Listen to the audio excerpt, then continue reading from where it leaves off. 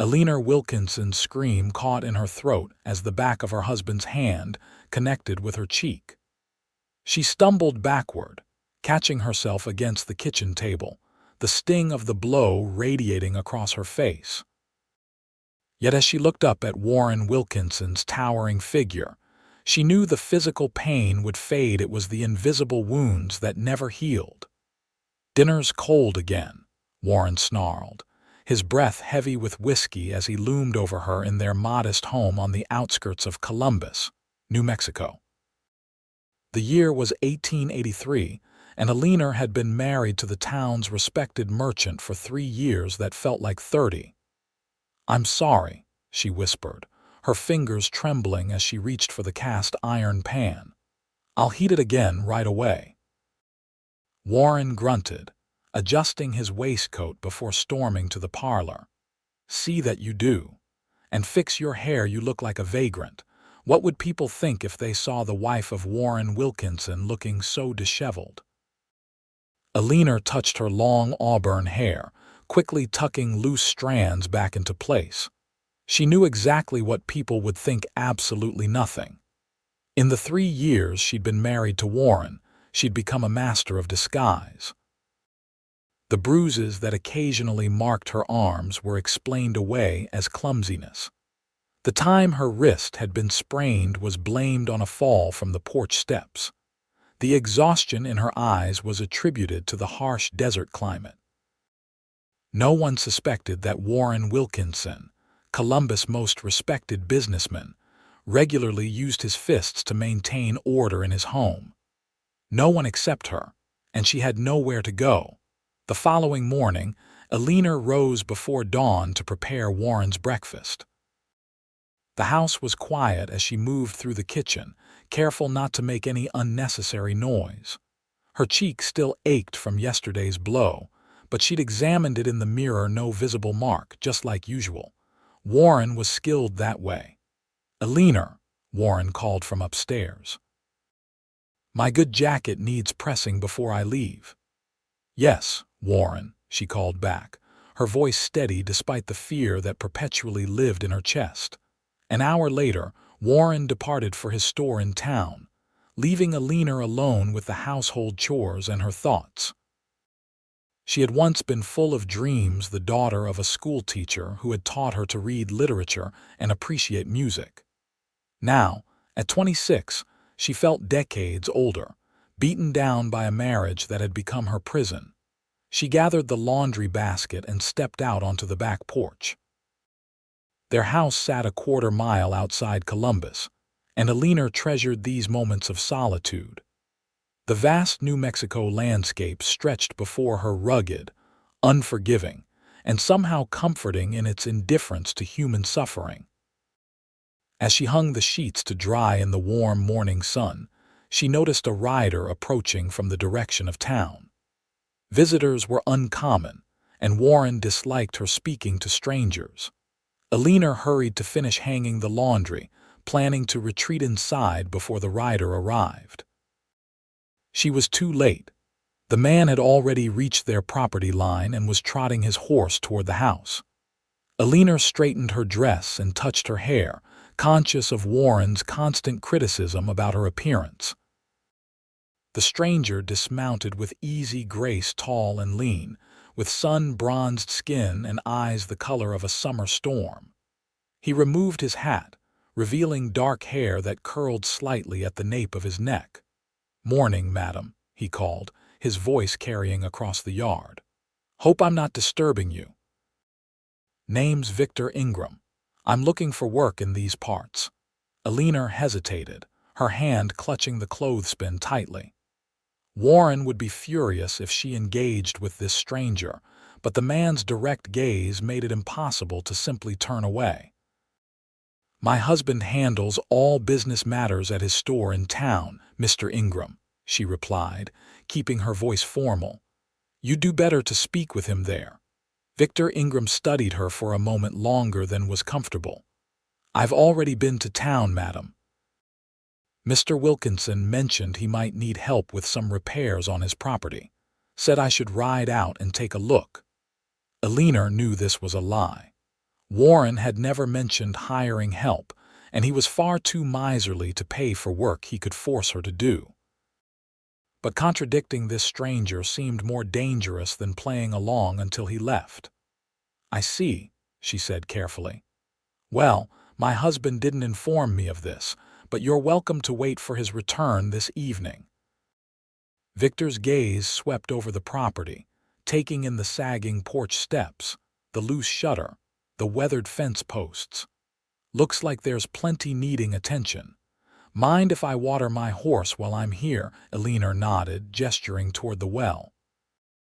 As Victor led his horse to drink, she noticed the way he moved alert yet relaxed, like a man accustomed to watching his surroundings without appearing to do so. He wasn't simply a drifter looking for odd jobs. There was something more to Victor Ingram, and Eleanor felt a strange mix of apprehension and curiosity. "You from Columbus originally, Mrs. Wilkinson?" he asked as he pumped water into the trough. "No," Eleanor replied, surprised by the question. Few people bothered to ask her anything about herself. "I came from Santa Fe 3 years ago when I married."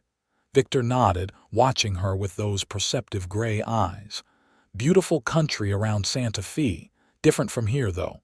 More trees, less dust." Despite herself, Eleanor smiled slightly. "Yes, I miss the mountains sometimes." "Lot of things a person can miss when they leave home behind," he said, his tone casual but his eyes intent on her face. Eleanor felt a sudden chill, as if this stranger could somehow see through the careful facade she'd constructed. She took a step back toward the house. "I should return to my duties, Mr. Ingram. As I said, you can speak with my husband in town." Victor settled his hat back on his head and nodded. "I'll do that, Mrs. Wilkinson. Thank you for the water." As he mounted his horse, he paused, looking back at her. "One thing I've learned in my travels, Mrs. Wilkinson, sometimes the heaviest burdens are the ones no one else can see." Before Eleanor could respond, he turned his horse and rode away, leaving her standing beside the fluttering laundry with an unsettling feeling that something had shifted in her carefully controlled world. That evening, Warren returned home in a fouler mood than usual. He slammed the front door so hard that the glass pane rattled in its frame. "That damn cattle drive coming through has brought nothing but trouble," he complained as Eleanor hurried to take his coat. "Cowboys spending their money at the saloon instead of my store. Worthless lot." Eleanor kept her eyes downcast. "Dinner is ready whenever you'd like to eat." Warren grunted, pouring himself a generous glass of whiskey before sitting heavily at the table. Eleanor served the roast beef and potatoes she'd prepared, careful to give him the larger portions. "A man came by today," she said cautiously after he'd begun eating. "Victor Ingram. He said you'd sent him about some repair work." Warren's fork paused halfway to his mouth. "What man? I didn't send anyone." Eleanor's stomach tightened. "He said he'd spoken with you in town." "About repairs to the property." Warren's face darkened. "And you believed him? You let some drifter onto our property when I wasn't home." "He stayed by the well," Eleanor said quickly. "He only watered his horse and then left when I told him to speak with you in town." The blow came so suddenly that Eleanor had no time to brace herself. Warren's open hand struck her cheek, the same one he'd hit the day before, sending her stumbling back against the sideboard. "How many times have I told you not to speak to strangers?" Warren's voice was dangerously quiet now. "Especially men. Do you want people talking? Do you want them thinking my wife is receiving male visitors while I'm away?" "No, Warren," Eleanor whispered, fighting back tears that would only enrage him further. "I'm sorry. If that man comes back, you don't open the door, you don't speak to him." "You understand me?" Eleanor nodded, keeping her eyes on the floor. Warren returned to his meal as if nothing had happened, commenting on town gossip and business matters while Eleanor sat silently, the side of her face throbbing. This was their routine violence followed by normalcy, as if the former had never occurred. Later, as Eleanor prepared for bed, she examined her face in the small mirror above the washstand. This time, a faint redness marked her cheekbone where Warren had struck her twice in 2 days. By morning, it would likely fade, leaving no evidence of his anger. No evidence except the fear that lived permanently in her heart. As she lay beside her sleeping husband that night, Eleanor stared at the ceiling and thought of Victor Ingram's parting words. The heaviest burdens are the ones no one else can see. For the first time in years, she allowed herself to wonder if there might be a life beyond the one she was living, a thought so dangerous she pushed it away almost as soon as it formed. The following week brought unusual activity to Columbus, as a cattle drive passed through on its way to markets in the east. The town swelled with cowboys, trail hands, and the accompanying commerce they brought with them. Warren's store did brisk business, keeping him in town later than usual. Eleanor seized the opportunity to visit Mrs. Abernathy, the elderly widow who lived half a mile away. These rare social calls were among the few pleasures Warren permitted her, likely because Mrs. Abernathy was nearly deaf and partially blind, hardly someone Eleanor could confide in. "Such a pleasure to see you, my dear," Mrs. Abernathy said, ushering Eleanor into her small but tidy home. "I've been baking today. Will you stay for tea?" "Thank you, I'd love to," Eleanor replied, removing her bonnet. These visits were carefully timed, long enough to provide Eleanor with human connection, short enough to ensure she'd be home before Warren returned. As they sat in Mrs. Abernathy's parlor, the old woman squinted at Eleanor's face. "Did you hurt yourself, child? Your eye looks a bit shadowed." Eleanor's hand instinctively went to her face. She checked the mirror that morning and seen no visible mark, but Mrs. Abernathy's failing eyesight sometimes perceived things others missed. "Just tired, I think," Eleanor replied smoothly. "The heat has been making it difficult to sleep." Mrs. Abernathy nodded sympathetically. "Summer in New Mexico tests us all. Speaking of newcomers to our climate, have you met the new man working at the Peterson Ranch? A Mr. Ingram, I believe. Quite the gentleman from what I hear." Eleanor's teacup paused halfway to her lips. "Mr. Ingram is working at the Peterson place." "Oh yes, hired on last week. Martha Peterson told me he's quite skilled with horses. A cowboy of some experience, though educated too, she says. Not your typical drifter." Eleanor absorbed this information silently. So Victor Ingram had found employment nearby. The thought was both unsettling and, in some unexamined corner of her mind, vaguely comforting. "The cattle drive has brought all sorts to town," she commented neutrally. "Indeed, though Mr. Ingram seems intent on staying. Martha says he's looking to settle somewhere. A handsome man still unmarried. You can imagine how the Peterson girls are twittering." Mrs. Abernathy chuckled. Eleanor smiled politely and steered the conversation to safer topics. When she left an hour later, her thoughts were in turmoil. Why had Victor Ingram lied about Warren sending him? And why had he sought work at the Peterson Ranch, just 3 miles from her home? She was so lost in thought that she didn't notice the rider approaching until he was nearly alongside her. Eleanor startled, clutching her basket tighter. "Mrs. Wilkinson." Victor Ingram tipped his hat, slowing his horse to match her walking pace. "Forgive me for startling you."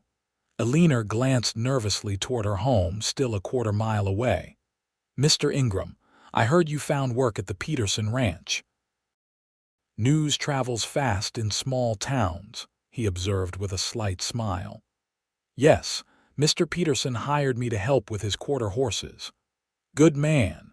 Eleanor nodded, continuing to walk. Victor dismounted and led his horse beside her. "I should apologize for my deception the other day," he said after a moment. "Your husband didn't send me to look at repairs. Eleanor's step faltered. Then why did you come to our home? Victor's expression grew serious. I was in your husband's store. Witnessed how he spoke to you when you brought his lunch. Saw how you flinched when he raised his hand to adjust his hat. Heat flooded Eleanor's face. I don't know what you're implying, Mr. Ingram, but Mrs. Wilkinson, he interrupted gently. I grew up watching my father treat my mother the same way. I know the signs. I know what it means when a woman's eyes hold more fear than light. Eleanor stopped walking, her heart hammering in her chest. No one had ever spoken so directly about what happened behind closed doors. No one had ever noticed. My husband is a respected businessman, she said, her voice barely above a whisper. You're mistaken. Victor's gray eyes held hers. Am I? Then I apologize for the intrusion. He paused, then added quietly, but if I'm not mistaken, you should know that you don't deserve it. No one does. Eleanor felt tears threatening and blinked them back furiously. Please, Mr. Ingram, if my husband saw us speaking, it would create difficulties. Understanding crossed Victor's face. Of course. He mounted his horse again. The Petersons are hosting a gathering this Saturday, a small celebration for the end of the cattle drive. Your husband's been invited as well. Perhaps I'll see you there. Before Eleanor could respond, he rode away, leaving her standing on the dusty road with his words echoing in her mind. You don't deserve it. No one does. Words she had never allowed herself to consider. The Peterson gathering was one of the few social events Warren enjoyed attending. The Peterson family was wealthy by Columbus standards, and Warren never missed an opportunity to associate with those he considered his social equals or betters. Wear your blue dress, he instructed Eleanor as they prepared for the event, and put your hair up properly. The way you had it at the Millers' Christmas party. Yes, Warren, Eleanor replied, already planning the elaborate updo that would hide the fading bruise at her temple, a souvenir from when she'd accidentally overcooked his steak 2 nights earlier. The Peterson ranch was the largest in the county, the main house an impressive 2-story structure with a wide veranda. As their buggy approached, Eleanor could see lanterns strung around the property and hear music drifting from the barn where the dancing would take place. Remember to mention my new shipment of European fabrics when you speak with the ladies, Warren reminded her as he helped her down from the buggy. His fingers dug painfully into her arm, a warning disguised as husbandly assistance. And stay where I can see you. The gathering was larger than Eleanor had expected. Not just the local ranchers and merchants, but many of the cowboys from the cattle drive as well. Warren immediately gravitated toward a group of businessmen, leaving Eleanor to make her way to where the women had gathered near the refreshment tables. Eleanor, how lovely to see you, Martha Peterson greeted her warmly. I was telling the ladies about the new school teacher the town council has hired. She'll be arriving next month, just in time for the fall term. Eleanor joined the conversation, grateful for Martha's inclusive nature. The Peterson matriarch had always been kind to her, though Eleanor sometimes wondered if Martha suspected the truth about her marriage.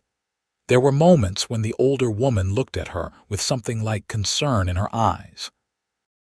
As the evening progressed, Warren remained with the men, his loud laugh occasionally rising above the general conversation. Eleanor relaxed slightly, enjoying the rare opportunity to converse with other women without his scrutiny. When the dancing began in the barn, Warren surprisingly encouraged her to participate. Go ahead, he said magnanimously, his mood elevated by the whiskey he'd been consuming. Show everyone what a fine dancer my wife is. Eleanor joined a lively reel, partnering first with elderly Mr. Finch, then young Thomas Peterson. As the music shifted to a waltz, she was preparing to return to the sidelines when Victor Ingram appeared before her, hand extended. "May I have this dance, Mrs. Wilkinson?" He asked formally, though his eyes held a warmth that made her pulse quicken. Eleanor hesitated, glancing toward Warren, who was deep in conversation with Judge Hollister, his back to the dance floor. "Just one dance," Victor said quietly. "Nothing improper about that at a public gathering." Against her better judgment, Eleanor placed her hand in his, allowing him to lead her into the waltz.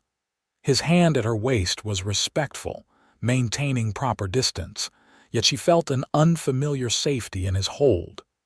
"You dance beautifully," he commented as they moved across the floor. "My father insisted I learn," Eleanor found herself saying. "He believed in education of all kinds for women. A progressive man, you must miss him." "He died before I married Warren," Eleanor said, the words slipping out before she could stop them. "My mother followed a year later." "There's no family left now." Victor's eyes softened with understanding. "So you came to Columbus with your husband, knowing no one?" "Yes, convenient for him," Victor observed, his voice low enough that only she could hear. Eleanor missed a step, but Victor seamlessly adjusted, guiding her back into the rhythm of the dance. "Mr. Ingram, please." "Victor," he corrected, "and I apologize. I have no right to comment on your circumstances." They danced in silence for several measures, Eleanor acutely aware of his hand at her waist, the scent of leather and sage that surrounded him, the grace with which he moved. "The bruise at your temple is nearly healed," he said suddenly. "But there's a newer one peeking from beneath your collar." Eleanor stiffened, her hand unconsciously moving to adjust her lace collar. "You're being inappropriate, Mr. Ingram." "Victor," he corrected again, his voice gentle. "And yes, I am, but I'm also being honest. When I saw you in town that day, I recognized something in your eyes that I've seen before, something I've promised myself I would never ignore again." The music was drawing to a close. Eleanor could feel Warren's eyes on her back now, his conversation with the judge apparently finished. "My husband is watching," she whispered. Victor nodded, releasing her as the final note sounded. "Thank you for the dance, Mrs. Wilkinson," he said formally, loud enough for others to hear. Then more quietly, "If you ever need help, I'm at the Peterson place, day or night." He bowed slightly and walked away, leaving Eleanor standing at the edge of the dance floor with her heart racing and her thoughts in chaos. Later that night, as their buggy traveled the dark road toward home, Warren was unusually silent. Eleanor sat rigid beside him, waiting for the accusation she knew was coming.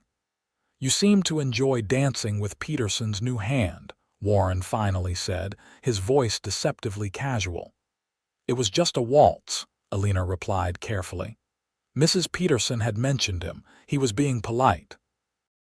"Polite," Warren repeated, flicking the reins to urge the horse faster.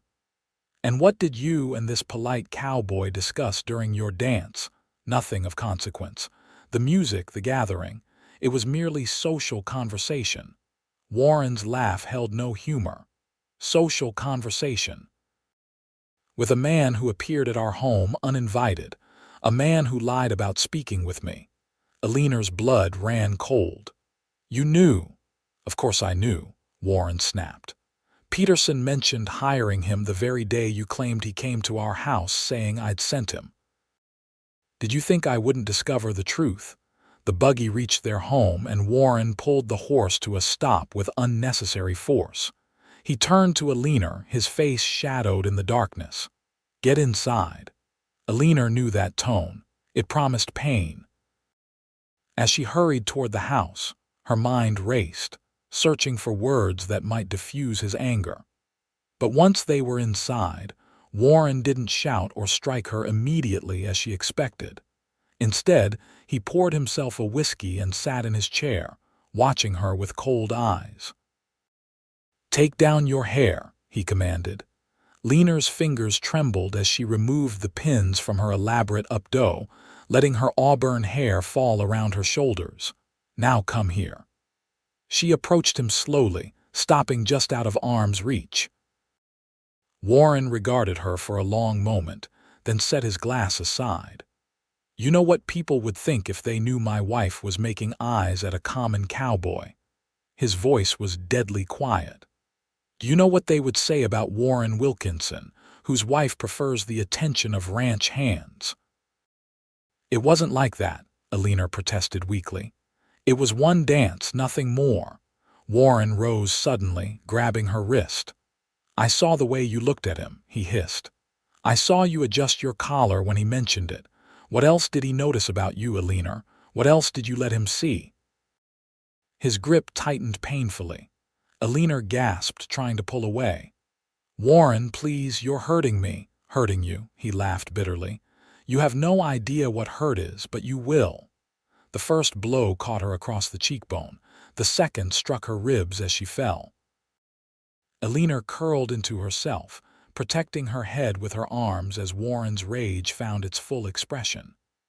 When it was finally over, she lay on the floor, tasting blood where her lip had split against her teeth. Warren stood over her, breathing heavily.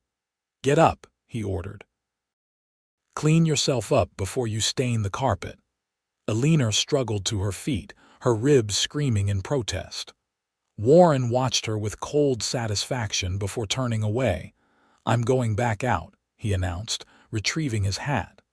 "When I return, I expect this incident to be forgotten. And you will never speak to that cowboy again. Do you understand me?" "Yes," Eleanor whispered, leaning against the wall for support after Warren left. Eleanor dragged herself to the washstand and surveyed the damage. Her lip was split, her cheekbone already darkening with a bruise. Gingerly, she touched her ribs, wincing at the sharp pain. Nothing felt broken, but the coming days would be agony nonetheless. As she dabbed at her bloodied lip, Eleanor caught her own reflection in the mirror. The woman staring back at her looked like a stranger, hollow-eyed, broken, defeated. And suddenly, with a clarity that cut through years of fear and resignation, Eleanor knew she couldn't live this way anymore. Victor Ingram's words echoed in her mind. "You don't deserve it. No one does. If you ever need help, I'm at the Peterson place. Day or night." Eleanor looked again at her battered reflection. Warren wouldn't return for hours. He would be at the saloon, drinking away his anger. She had time. She had a chance. Moving with painful slowness, Eleanor gathered a few essential items: a change of clothing, her mother's locket, the small amount of money she had secretly saved from household funds. She wrapped everything in a shawl and tied it securely. Then, steeling herself against the pain in her ribs, Eleanor Wilkinson walked out of her prison and into the New Mexico night. The 3-mile walk to the Peterson ranch was the longest journey of Eleanor's life. Each step sent daggers of pain through her side, and twice she had to stop and rest, fighting waves of dizziness. The night was mercifully cool, the half-moon providing just enough light to follow the road. As she approached the Peterson property, Eleanor's determination began to waver. What was she doing? Where could she go? Warren would find her, and his rage would be unimaginable. Perhaps she should turn back, slip into bed, and pretend she'd never left. Perhaps the morning would bring a kinder husband, a different life. But even as these thoughts tempted her, Eleanor knew they were lies. There would be no change, no kindness, no different life unless she created it herself. The Peterson main house was dark, the celebration long over. Behind it, several smaller buildings housed the ranch hands and domestic staff. Eleanor had no idea which might belong to Victor Ingram. For a moment, she stood helplessly at the edge of the property, her small bundle clutched to her chest. A soft nickering from the stables caught her attention. Someone was still awake, tending to the horses. Eleanor made her way carefully toward the large barn, hoping to find a ranch hand who could direct her to Victor. The barn door stood partially open, a lantern's glow spilling out into the night. Eleanor hesitated, then called softly, "Hello, is anyone there?" The sound of boots on straw approached, and then Victor Ingram appeared in the doorway, his expression shifting from curiosity to shock as the lantern light fell across Eleanor's face. "Mrs. Wilkinson," he breathed, setting the lantern aside and hurrying toward her. "My God, what's happened?" Eleanor tried to speak, but the words wouldn't come. Now that she had reached safety, the strength that had carried her 3 miles deserted her completely. Her knees buckled and Victor caught her before she could fall. "I need help," she whispered, her voice breaking. "Please." Victor lifted her gently, mindful of her injuries, and carried her into the barn. He set her down on a clean blanket spread over a hay bale, then retrieved the lantern to better examine her face. "He did this because we danced," Victor said, his voice tight with anger. Eleanor nodded, wincing as he carefully touched her swollen cheekbone. "And because you came to our home, he knew you had lied about speaking with him." Victor's jaw clenched. "Your ribs, bruised, I think, not broken." He nodded grimly, then stepped back. "We need to get you somewhere safe. Warren will look for you here first." "I don't know where to go," Eleanor admitted, the enormity of her situation crashing down upon her. "I have no family, no friends who would stand against Warren. He's too influential in town." Victor was silent for a moment, thinking. "I have a sister in Silver City," he finally said. "It's a 2-day ride from here. She would take you in until you decide what to do next." "Silver City," Eleanor echoed. It seemed impossibly far away. "I couldn't impose on your family. It's no imposition. Rebecca runs a boarding house there. She's helped women in your situation before." Victor's expression softened. "You've taken the hardest step already, Mrs. Wilkinson. Let me help you with the rest." Eleanor looked up at this man who had seen what no one else had bothered to see, who was offering her a chance at a life without fear. "Eleanor," she said quietly. "Please call me Eleanor." Victor smiled, a gentle expression that reached his storm-gray eyes. "Eleanor, then, we'll leave tonight. I know these trails well enough to travel in the dark, and we need as much of a head start as possible. Warren will be looking for you by morning. You're coming with me, but your position here is less important than your safety." Victor moved to prepare his horse, speaking over his shoulder. "The Petersons are good people. They'll understand once I explain." As Victor readied his horse and gathered supplies, Eleanor sat in numb disbelief at the turn her life had taken. Just hours ago, she had been dancing at a social gathering, playing the role of the respectable merchant's wife. Now she was a fugitive, fleeing the man who had vowed to love and protect her. Victor returned with a canteen of water and a small bundle of food. "It won't be a comfortable journey," he warned. "We'll have to ride hard and avoid the main trails." "I understand." Eleanor stood carefully, wincing at the pain in her side. Victor noticed her discomfort and frowned. "Those ribs need binding. It'll make the ride easier." He hesitated, then added, "I can help, but—" Eleanor understood his reluctance. "It's all right. I can manage if you show me what to do." Victor nodded and provided her with long strips of clean cloth. He turned his back, giving her privacy as she loosened her dress enough to wrap the bindings around her midsection, pulling them tight to stabilize her injured ribs. The pain was intense, but the support immediately helped. "Ready," she said when she had finished. Victor turned back and helped her mount his horse, then swung up behind her. "We'll ride double until we're well away from Columbus," he explained. "Less conspicuous than 2 horses if anyone sees us on the road." As they rode away from the Peterson ranch, Eleanor felt a strange mixture of terror and exhilaration. For the first time in years, she was making her own choice, determining her own path. The unknown future ahead was frightening, but not nearly as frightening as the certain pain she'd left behind. They traveled through the night, avoiding the main roads and keeping to less traveled paths that Victor seemed to know by heart. Eleanor leaned against his chest, drawing strength from his solid presence. They spoke little, saving their energy for the journey, but the silence between them was comfortable rather than strained. As dawn broke over the New Mexico landscape, Victor guided them into a secluded canyon where a small stream provided water. "We'll rest here for a few hours," he decided, helping Eleanor dismount. "Warren will be searching the immediate area around Columbus. We've put enough distance between us for now." Eleanor sank gratefully onto a boulder near the stream, her body aching from the long ride. Victor tended to the horse, then joined her with jerky and hardtack from his provisions.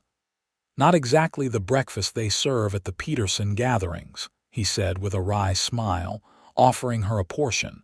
Eleanor accepted the simple meal with genuine gratitude. "It's perfect, thank you." As they ate, she studied Victor openly for the first time. In the growing light, she could see the fine lines at the corners of his eyes, the slight weathering of his skin that spoke of years spent outdoors. He wasn't classically handsome like Warren, whose polished appearance had once seemed so attractive to her. Victor's appeal was different, an authentic strength that came from within rather than from social position or tailored clothing. "Why are you helping me?" she asked suddenly. "You barely know me." Victor was quiet for a moment, watching the play of morning light on the canyon walls. "I told you I grew up watching my father treat my mother the way Warren treats you," he finally said. "What I didn't tell you was that she died from it. One beating too many and she was gone. I was 14. Eleanor's hand flew to her mouth. "Victor, I'm so sorry," he nodded, accepting her sympathy. "My sister Rebecca was 17. She took me and we ran much like we're doing now. A good man helped us get to Silver City, gave Rebecca a job in his store. She eventually saved enough to buy that boarding house." His gray eyes met Eleanor's. "I promised myself that if I ever saw another woman in that situation, I wouldn't look away. I wouldn't pretend not to notice, the way everyone did with my mother." Eleanor reached out impulsively, touching his hand. "Thank you for seeing me." Victor turned his palm up, briefly squeezing her fingers before releasing them. "We should get some rest. We've got another long ride ahead of us." They slept for a few hours in the shelter of the canyon, taking turns standing watch.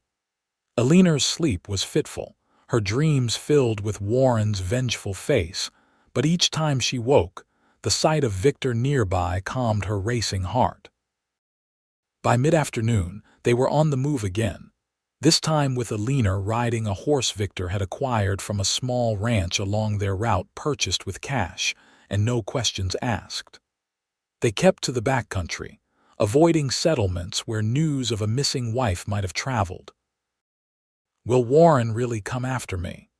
Eleanor asked as they made camp that evening in a grove of cottonwoods. "Once his anger cools, he might be relieved to be free of a disobedient wife." Victor shook his head as he built a small, nearly smokeless fire.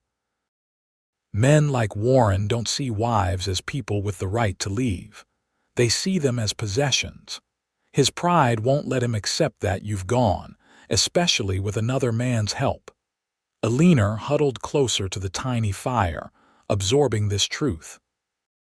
"I never thought I'd be the kind of woman who would run away," she confessed. "When I married Warren, I believed it was forever, for better or worse." "For better or worse doesn't mean enduring violence," Victor said firmly. "No vow requires that." They fell silent, each lost in thought as the desert night closed around them. After their simple meal, Eleanor found herself sharing stories of her life before Warren, her father's library of books, her mother's music, the dreams she'd once had of perhaps becoming a teacher herself. Victor listened attentively, asking questions that showed genuine interest. In turn, he told her about his years working on ranches across the Southwest, his close relationship with his sister, his hope of someday having his own small horse breeding operation. "Rebecca's been trying to marry me off for years," he admitted with a rueful smile. "Says I need someone to keep me from being a drifting cowboy forever." Eleanor smiled, imagining the sister who had raised him. "She sounds like a remarkable woman." "She is. You'll like her." Victor added another small branch to their fire. "And she'll like you, Eleanor. She'll help you figure out what comes next." What comes next? The phrase hung between them in the night air. Eleanor had been so focused on escaping Warren that she'd given little thought to what her future might hold. No family, little money, and the stigma of being a woman who had left her husband her prospects were daunting.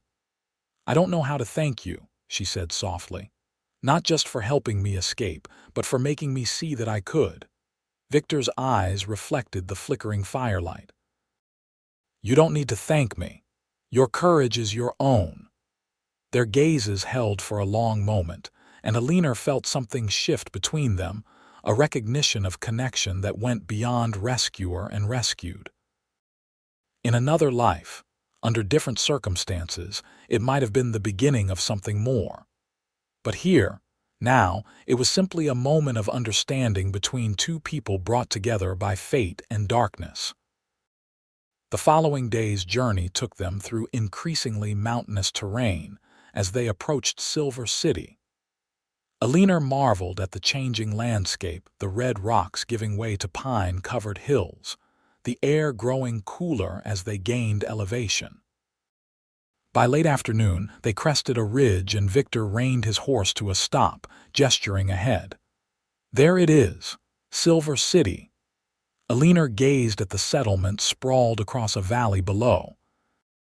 Larger than Columbus, Silver City had a substantial main street lined with brick buildings, a church spire rising above the surrounding structures and houses scattered across the hillsides.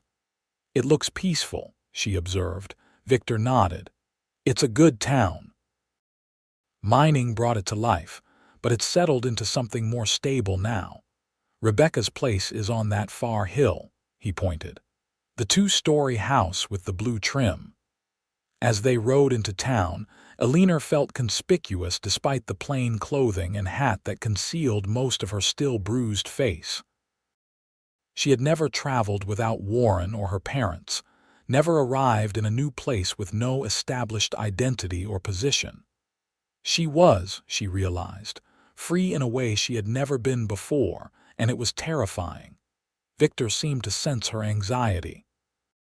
"Remember," he said quietly as they approached the main street, "no one here knows you as Warren Wilkinson's wife. You can be whoever you choose to be now." Whoever she chose to be. The concept was so foreign that Eleanor could barely comprehend it.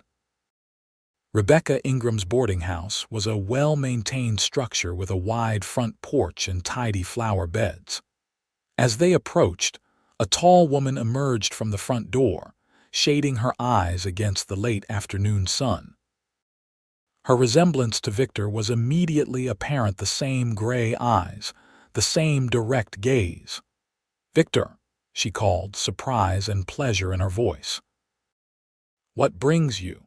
She broke off as she noticed Eleanor, her expression shifting to concern as she took in the fading bruises visible beneath the brim of Eleanor's hat. Victor dismounted and helped Eleanor down before embracing his sister. "Rebecca, this is Eleanor Wilkinson," he said, keeping his voice low. "She needs a safe place to stay." Rebecca's understanding was immediate and complete. Without hesitation, she stepped forward and took Eleanor's hands in her own. "You're welcome here," she said simply. "Come inside where we can talk privately." The interior of the boarding house was clean and comfortably furnished, with a large common room and dining area on the first floor. Rebecca led them through to a private sitting room at the back of the house, then excused herself to prepare tea. "Your sister seems very kind," Eleanor said as she sank gratefully into a cushioned chair. "Rebecca understands what you're going through better than most," Victor replied, remaining standing near the window. After what happened to our mother, she's made it something of a personal mission to help women in difficult situations.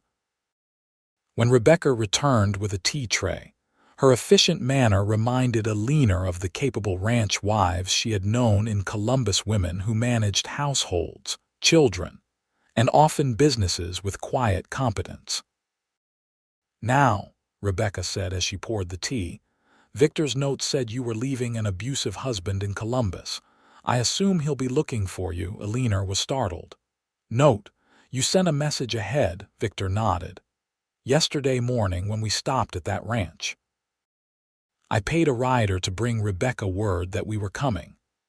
"Always thinking ahead, my brother," Rebecca said with approval. "It gave me time to prepare a room for you and consider our options." Eleanor looked between the siblings, overwhelmed by their matter-of-fact assistance. "I don't know how I can repay your kindness." Rebecca waved away her thanks.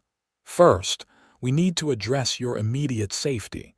Warren Wilkinson, he's the merchant in Columbus, correct?" At Eleanor's nod, she continued, "A man of his position will have resources to search for you. Silver City is far enough away that you should be safe, but we'll need to be cautious nonetheless." Victor set his teacup down. "I was thinking Eleanor could stay here while deciding her next steps, perhaps under a different name, at least initially." "Of course," Rebecca agreed. "We currently have only 2 other boarders, both elderly gentlemen who mind their own business. Eleanor can help around the house in exchange for room and board until she decides what she wants to do." The siblings discussed practical arrangements with such calm efficiency that Eleanor felt some of her panic receding. These people knew how to handle a crisis. They had done it before. "What about you, Victor?" Eleanor asked suddenly. "Won't Warren suspect you helped me?" "Your position at the Peterson Ranch." Victor's expression softened. "Don't worry about me. I left a letter for Mr. Peterson explaining that a family emergency called me away. He's a good man, he'll understand once the truth comes out." "Which it eventually will," Rebecca pointed out. "Small towns have long memories and faster gossip. But by then, Eleanor will be established here, and Warren's influence won't reach this far." As the evening progressed, Rebecca showed Eleanor to a small but pleasant room on the 2nd floor, overlooking the garden behind the house. "Rest now," she said kindly. "Tomorrow we can discuss more permanent arrangements." Left alone, Eleanor sat on the edge of the bed, finally allowing herself to fully comprehend what she had done. She had left her husband. She had fled across the territory with a man she barely knew. She was now in a strange town, with nothing but the few possessions she had grabbed in her flight. And yet, for the first time in 3 years, she didn't feel afraid. The following morning, Eleanor woke to sunlight streaming through unfamiliar curtains. For a moment, she was disoriented, expecting to hear Warren's voice calling for his breakfast. Then reality returned. She was in Silver City, in Rebecca Ingram's boarding house, hundreds of miles from Warren's reach. She dressed carefully in the clean clothes Rebecca had provided, simple but well-made garments that had belonged to a previous boarder. The bruise on her cheekbone was fading to a yellowish shadow, and her split lip had nearly healed. Only her ribs still ached persistently when she moved too quickly. Downstairs, she found Rebecca in the kitchen preparing breakfast for her boarders. "Good morning," the older woman greeted her. "Did you sleep well?" "Better than I have in years," Eleanor admitted. "Can I help with breakfast?" Rebecca handed her a bowl of eggs to beat. "Victor's out back, tending to the horses. He was up before dawn, restless as always." Eleanor nodded, focusing on the task at hand. She had been wondering when she would see Victor again, how they would interact now that the immediate danger of their flight was past. As if summoned by their conversation, the back door opened, and Victor stepped into the kitchen. He had clearly washed up for breakfast, his dark hair still damp, his face freshly shaved. Something tightened in Eleanor's chest at the sight of him, this man who had risked so much to help her. "Morning," he said, his eyes finding hers immediately. "How are you feeling today?" "Better," Eleanor replied, suddenly shy under his direct gaze. "Thank you again for everything you've done." Victor shook his head, dismissing her thanks as he had before. "Rebecca and I were talking. We think it might be wise for you to use a different name for now, just until we're sure Warren isn't actively searching this far." Eleanor hesitated, setting aside the bowl of eggs. "I hadn't considered that. What would I call myself?" Rebecca joined the conversation as she placed biscuits in the oven. "Your mother's maiden name, perhaps, something that would feel natural if someone called you by it." "Archer," Eleanor said after a moment's thought. "My mother was Winifred Archer before she married." "Eleanor Archer," Victor tested the name. "It suits you." And so Eleanor Archer she became. In the days that followed, she settled into life at the boarding house, helping Rebecca with cooking, cleaning, and the endless small tasks required to keep such an establishment running. The work was harder than what she had done as Warren's wife, but infinitely more satisfying. There were no criticisms, no punishments for imperfection, only Rebecca's patient instruction and occasional genuine praise. The two elderly boarders, Mr. Sullivan and Mr. Haynes, were polite but uninterested in the new helper, exactly as Rebecca had predicted. They spent their days playing chess on the front porch or visiting friends in town, returning only for meals and sleep. Victor remained at the boarding house, ostensibly making repairs and improvements to the property while deciding his next move.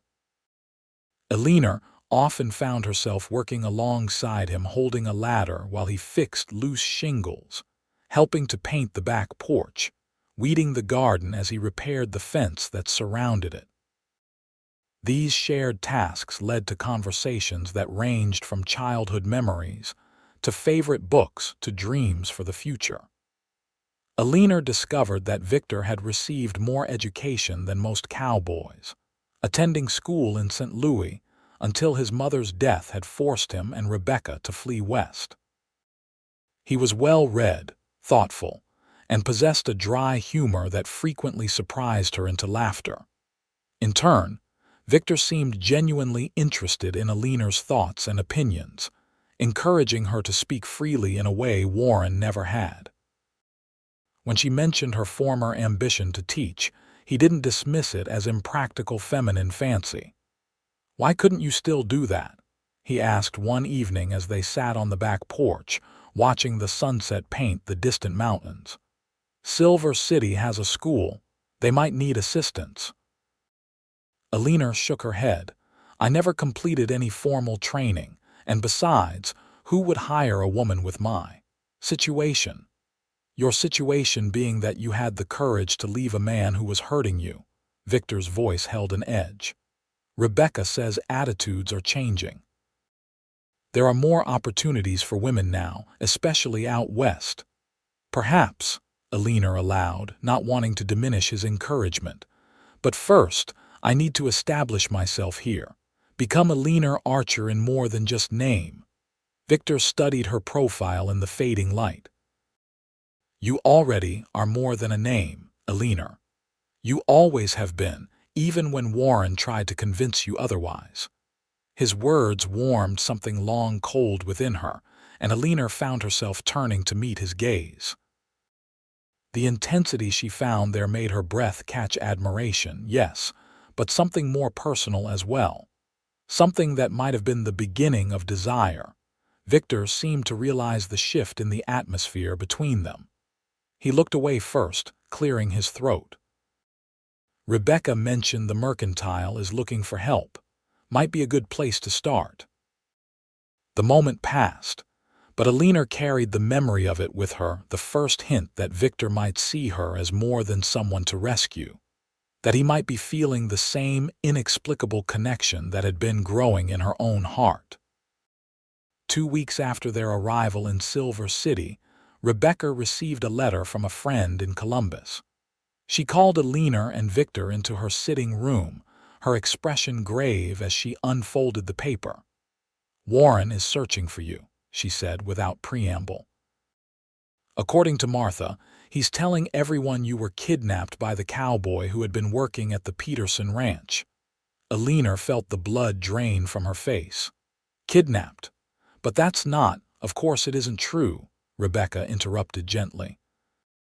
"But it's a story that saves his pride and paints you as a victim rather than a wife who chose to leave." Victor paced the small room, his jaw tight. "Has he sent word to authorities here, or come himself?" Rebecca shook her head. "Not yet, according to Martha.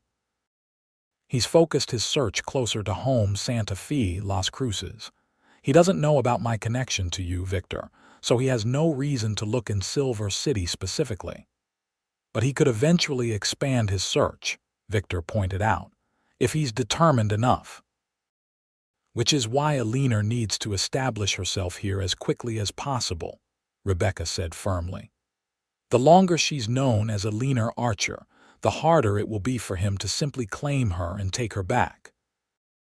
Eleanor listened to them discuss her safety as if from a distance, a cold fear spreading through her chest. The brief taste of freedom she had experienced felt suddenly precarious. "I should speak with Harriet at the Mercantile tomorrow," Rebecca was saying, "and perhaps Reverend Townsend as well. The more respectable people in town who accept Eleanor as belonging here, the better." Victor nodded in agreement, then turned to Eleanor, concern etched on his features. "Are you all right?" Eleanor forced herself to nod, though her hands trembled slightly in her lap. "I knew there was a possibility he would search for me. I just didn't expect him to lie so thoroughly. Men like Warren rewrite reality to suit their needs," Rebecca said, her voice holding old bitterness.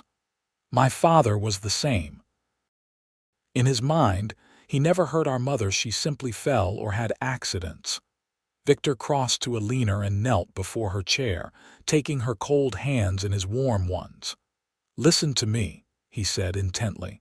"Warren will not find you here. And if by some remote chance he does, he will not take you anywhere. I promise you that." The fierce protectiveness in his voice should have reassured her, but Eleanor found herself more frightened for Victor than for herself. "I don't want you to face him," she said urgently. "Warren is dangerous when his pride is wounded." "So am I," Victor replied simply. The following day, Rebecca accompanied Eleanor to Sanders' Mercantile on Silver City's Main Street. Harriet Sanders, a brisk woman in her 50s, looked Eleanor up and down with shrewd assessment before agreeing to hire her for a trial period. "Rebecca says you're good with figures and have a neat hand," Mrs. Sanders said. "We need someone to manage inventory and correspondence while my husband's back heals from his fall. Can you start tomorrow?" Eleanor's heart leapt at this unexpected opportunity. "Yes, of course. Thank you, Mrs. Sanders. Harriet, please." "And you're Eleanor Archer, Rebecca's cousin from back east, correct?" Eleanor hesitated only briefly before nodding. The small lie had been Rebecca's suggestion, a simpler explanation than the truth, one that would give Eleanor a respectable connection in town. As they walked back to the boarding house, Rebecca squeezed Eleanor's arm encouragingly. "That's the first step. A position with the Sanders is respected in town. Harriet knows everyone and everything that happens here." "Will she keep my secret if she learns it?" Eleanor asked. Rebecca's expression grew thoughtful. "Harriet lost a sister to a husband's violence many years ago. She doesn't speak of it, but she contributes generously to the widow's fund at church money that sometimes helps women in situations like yours. I think she would understand." The job at the Mercantile provided Eleanor with more than income. It gave her purpose and independence. She discovered she had a talent for organization and business that Warren had never allowed her to develop. "Mr. Sanders," a jovial man despite his injured back, was quick to praise her efficiency and increasingly trusted her with more responsibility. As summer progressed into early fall, Eleanor settled into a routine that felt remarkably like a normal life. She worked at the mercantile 6 days a week, attended church with Rebecca on Sundays, and in the evenings often joined the small gathering of boarders and neighbors on Rebecca's porch. She began to recognize faces on the street, to exchange greetings with other shopkeepers, to feel less like a fugitive and more like a resident of Silver City. Throughout these weeks, Victor remained a constant presence, though the nature of their relationship remained undefined. He had taken odd jobs around town breaking horses for the livery stable, helping with early fall roundups at nearby ranches, but always returned to Rebecca's in the evenings. Eleanor found herself watching for him, her day incomplete until they had shared at least a few minutes of conversation on the porch or over the supper table. There was an unspoken understanding between them, a careful distance maintained despite the growing attraction that neither could fully hide. Eleanor was still legally married, still rebuilding her life. Victor was respectful of these complications, never pressing for more than friendship, though his eyes sometimes told a different story when he thought she wasn't looking. On a clear September evening, Victor found Eleanor alone on the back porch, reading by the last light of sunset. He settled into the chair beside her, stretching his long legs before him. "Good book?" he asked, nodding toward the volume in her hands. Eleanor smiled, marking her place with a finger. "Harriet lent it to me, Mrs. Wharton's latest. It's wonderful to be reading again. Warren thought novels were a waste of time." Victor's expression darkened briefly at the mention of Warren, as it always did. "Rebecca says you've been invited to join the Ladies' Literary Society." "Yes, they meet monthly to discuss books and raise money for the school library. Harriet suggested me as a member." Eleanor closed the book, setting it aside. "It feels strange, being accepted here so easily when the truth about me is built on deception." "Not deception," Victor corrected. "Protection. And the truth about you, the important truth, is exactly what people see, a kind, intelligent woman building a new life." Eleanor felt a rush of warmth at his words, at the sincerity in his gray eyes. "A new life," she echoed softly. "Sometimes I still can't believe it's real." "It's real," Victor assured her. He hesitated, then added, "Rebecca received another letter from Columbus today." Eleanor tensed immediately. "Warren?" "No, from Martha Peterson again. Warren has apparently given up his active search. He's telling people you've likely met with misfortune, implying that I harmed you." Relief and anger warred within Eleanor. "So now I'm not kidnapped but murdered." His stories change to whatever preserves his dignity. "The important thing is that he's no longer searching," Victor pointed out. "Martha believes he's already begun courting the banker's daughter." Eleanor absorbed this information with surprising equanimity. The thought of Warren replacing her so quickly should perhaps have hurt her pride, but instead it felt like the final severing of a bond that had brought her nothing but pain. "Then I'm truly free," she said, wonder in her voice. Victor studied her face in the deepening twilight. "You've been free since the moment you decided to leave, Eleanor, but yes, the danger has passed." He paused, then added, "Which means I should probably move on as well." Eleanor's heart stuttered. "Move on? You're leaving Silver City." "I've stayed longer than I intended," Victor said, not quite meeting her eyes. "Rebecca doesn't really need my help here, and there's a ranch for sale outside town that I've been considering. It needs work, but the price is fair." "You'd buy your own ranch?" Eleanor asked, trying to absorb what he was telling her. "You'd stay in the area." Now Victor did look at her, something vulnerable in his expression. "I might, if there was reason enough to put down roots." The meaning behind his words hung between them, clear yet unspoken. Eleanor found herself unable to respond, her feelings too complex to articulate. Part of her wanted to reach for him, to ask him directly to stay because of her. But another part, the cautious, wounded part that Warren had created, held back, uncertain of her readiness for what Victor was offering. Victor seemed to understand her silence. He stood, his hand briefly touching her shoulder. "No decisions need to be made tonight. I just wanted you to know I was considering it." After he left her alone on the porch, Eleanor remained there until full darkness fell, her thoughts churning. Victor had become essential to her happiness in ways she was only beginning to understand. The thought of him leaving, even to a nearby ranch, created an emptiness she didn't want to face.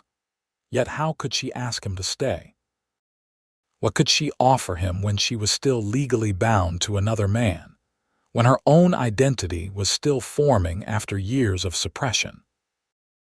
The following Sunday after church, Eleanor sought out Reverend Townsend, a kind-faced man in his 60s who had welcomed her warmly to his congregation without prying into her past. "Might I speak with you privately, Reverend?" she asked as the congregation dispersed after the service. "Of course, Mrs. Archer. Shall we walk in the garden?" The church's small garden was empty, the late September sunshine warming the carefully tended flowers and herbs. Eleanor gathered her courage as they strolled along the gravel path. "Reverend, I've come to value the community I've found here in Silver City," she began carefully. "But I haven't been entirely truthful about my circumstances."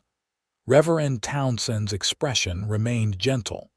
"Many who come west leave complicated situations behind them, Mrs. Archer." "Or should I say Mrs. Wilkinson?" Eleanor stopped walking, startled. "You know," the minister smiled kindly, "Victor Ingram and I have worked together helping women in difficult circumstances for many years." She didn't share details, but she did tell me you were rebuilding your life after leaving an abusive marriage. Relief flooded Eleanor. "Then you understand why I've been using my mother's maiden name." "I do, and I believe God understands as well." The sanctity of marriage is important, but so is the sanctity of life and dignity that your husband violated. Eleanor blinked back sudden tears at this unexpected absolution.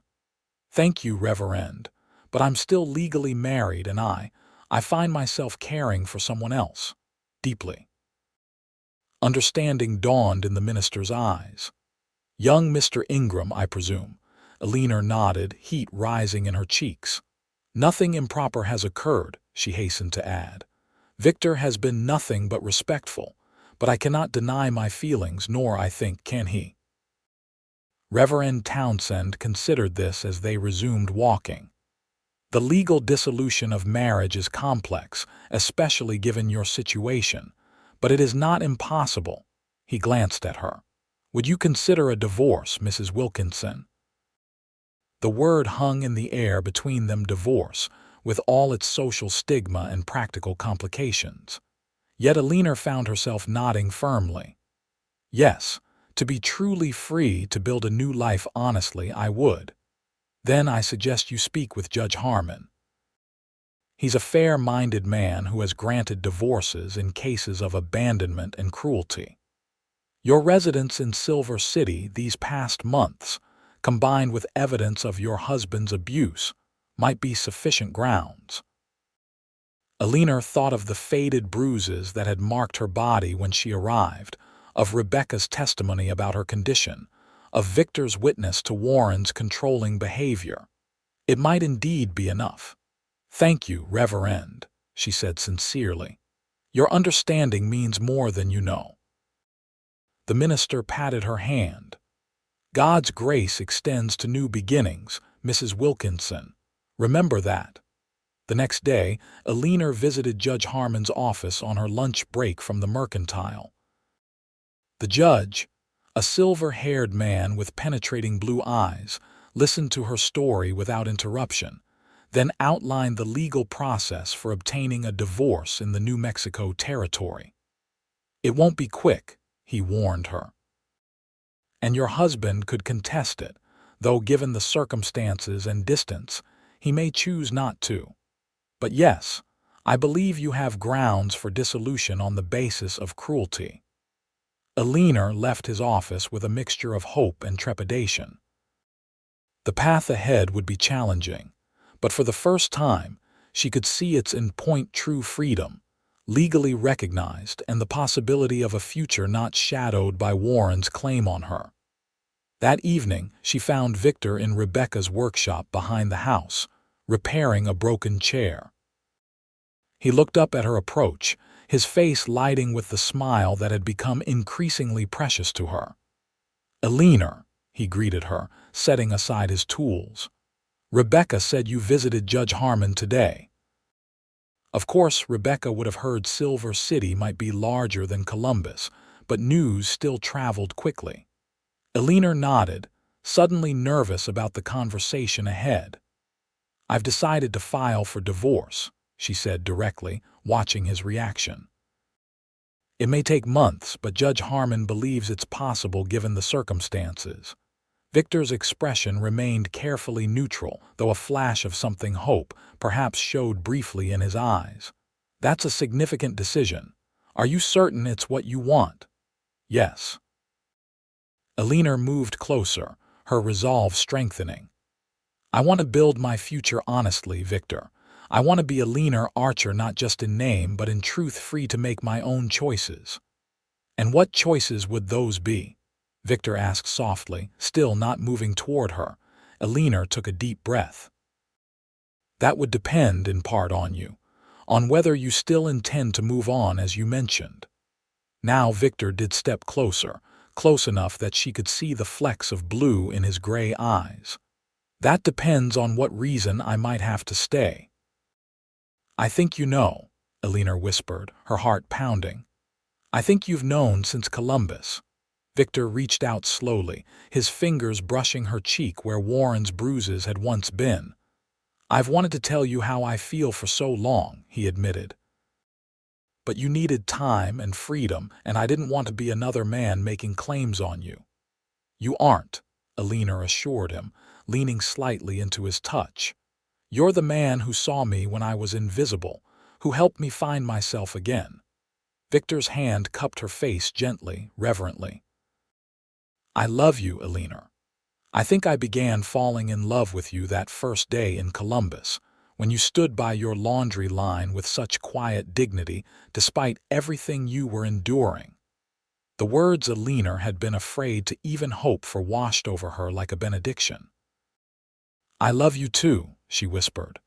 "And when I'm free, truly free, I'll be here," Victor promised. "However long it takes." He bent his head slowly, giving her every opportunity to pull away, but Eleanor moved toward him instead. Their first kiss was gentle, tentative, the careful beginning of something precious and new. When they parted, Eleanor felt as if she had crossed an invisible threshold into a future suddenly bright with possibility. The legal proceedings for Eleanor's divorce began the following week. As Judge Harmon had warned, the process was not simple. Official notices had to be published, affidavits collected, testimony recorded. Rebecca provided a sworn statement about Eleanor's condition upon arrival in Silver City. Dr. Matthews, who had treated Eleanor's injuries, added his professional assessment. Victor reluctantly but firmly documented what he had witnessed in Columbus. Warren, when finally located and served with papers, responded with predictable rage. His reply to the court denied all allegations of abuse and reasserted his claim that Eleanor had been kidnapped against her will. For a terrifying week, Eleanor feared he might come to Silver City to contest the proceedings in person. But Warren Wilkinson was, at heart, a practical man. The distance was great, the expense considerable, and his pride already wounded. When Judge Harmon made it clear that multiple witnesses would testify to Eleanor's abuse, Warren apparently calculated the cost to his reputation and decided to cut his losses. He withdrew his objections, asking only that the final decree cite irreconcilable differences rather than cruelty. On a crisp December morning, nearly 6 months after fleeing Columbus, Eleanor stood before Judge Harmon and heard him pronounce her marriage legally dissolved. The relief that flooded through her was overwhelming, a weight lifted from her shoulders that she had carried for so long she had forgotten how it felt to stand straight and unburdened. Outside the courthouse, Victor waited, his face breaking into a smile as he saw her expression. "It's done?" he asked, though he clearly knew the answer. Eleanor nodded, happiness bubbling up inside her like a spring. "I'm free, legally, officially free." Victor took her gloved hands in his. "Eleanor Archer in truth now." "Yes," she agreed, squeezing his fingers. "Exactly who I choose to be." They walked together through Silver City streets, the winter sunshine glinting off fresh snow on the distant mountains. Eleanor noticed how people greeted them with genuine warmth and respect, nodding to both her and Victor as established members of the community. In just 6 months, she had built something precious here. A reputation based on her own actions, friendships formed through her own character, a place earned through her own efforts. "I bought the ranch," Victor said suddenly as they turned onto the road leading to Rebecca's boarding house. "The papers were signed yesterday. It's not much yet, the house needs work and there's only a small herd to start with, but it's mine." Eleanor stopped walking to look at him. "Victor, that's wonderful. Why didn't you tell me you were proceeding with the purchase?" A hint of vulnerability showed in his expression. "I wanted to wait until your divorce was final, until you were truly free to make your own decisions without any pressure." The consideration behind this gesture touched Eleanor deeply. Warren had always made decisions unilaterally, presenting them to her as fait accompli. Victor, by contrast, had waited to ensure she had complete freedom of choice. "And now," she asked softly, "now that I'm free?" Victor took a deep breath, then reached into his coat pocket and withdrew a small object. When he opened his hand, a simple gold ring with a single modest pearl lay on his palm. "Now I can ask you properly," he said, his voice low and earnest. "Eleanor Archer, I love you. I want to build a life with you, a real partnership, where your voice matters as much as mine, where your dreams have room to grow alongside my own."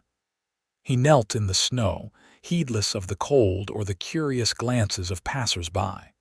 "Will you marry me?"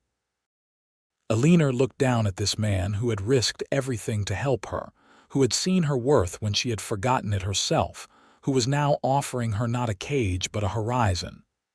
"Yes," she said, joy making her voice tremble. "Yes, Victor Ingram, I will marry you." He slid the ring onto her finger, then stood to embrace her, lifting her off her feet in his enthusiasm. Eleanor laughed, a free, unrestrained sound that echoed in the winter air. Their wedding took place in the Silver City Church on a bright January day in 1884. The small building was filled with well-wishers, Rebecca beaming proudly in the front pew, Harriet and Mr. Sanders from the Mercantile, Dr. Matthews and his wife, Judge Harmon, and dozens of others who had become part of Eleanor's new life. As Reverend Townsend pronounced them husband and wife, Eleanor felt the last shadows of her past recede. When Victor kissed her, his lips warm and gentle against hers, she knew with absolute certainty that this was what love was meant to be, not possession or control, but partnership and respect, passion tempered with kindness. The Victor Ingram Ranch became their home, and over the following years they built it together into a thriving operation. Victor's skill with horses combined with Eleanor's head for business proved a formidable combination. The small herd grew, the house expanded, and their reputation for fair dealing and quality stock spread throughout the territory. In the spring of 1885, their first child was born, a son they named James, after Eleanor's father. 2 years later, a daughter followed, whom they called Rebecca, honoring the woman who had helped make their happiness possible. Eleanor never returned to Columbus, though occasionally news reached them through Martha Peterson's letters to Rebecca. Warren had indeed married the banker's daughter, who had given him 2 children, and apparently managed to avoid the worst of his temper through her father's influence. Eleanor felt nothing upon hearing this news, neither satisfaction nor resentment, only a distant pity for a man who would never know the joy of a true partnership. On a warm evening in the summer of 1890, Eleanor sat on the porch of their ranch house, watching Victor teach 7-year-old James to throw a lasso while 5-year-old Rebecca helped by tangling herself in the rope. Eleanor's hand rested on her swollen belly, where their third child kicked vigorously. Victor looked up and caught her watching, his face breaking into the smile that still made her heart race. He handed the rope to James and came to sit beside her, his hand covering hers over their unborn child. "Happy?" he asked, though he knew the answer. Eleanor leaned against his shoulder, contentment filling her as she gazed out at the life they had built together. "Completely," she replied. "You gave me back myself, Victor. Everything else, our home, our children, our life together, it all began with that." Victor shook his head, his arm drawing her closer. "You saved yourself, Eleanor. I just saw what was already there, the strength, the courage, the incredible heart." Perhaps they were both right, Eleanor thought as their children raced across the yard, shrieking with laughter in the golden light of evening. Perhaps it had taken both of them, her decision to leave and his willingness to help, her courage and his vision to create this life they now shared. Whatever the case, as Victor's lips brushed her temple in a gesture of casual affection, Eleanor knew with bone-deep certainty that the invisible wounds Warren had inflicted had finally, truly healed. In their place was something stronger and more beautiful than she could have imagined on that terrifying night she had fled Columbus, a love built on respect, a family founded in kindness, and a future limited only by the vast New Mexico sky arching overhead.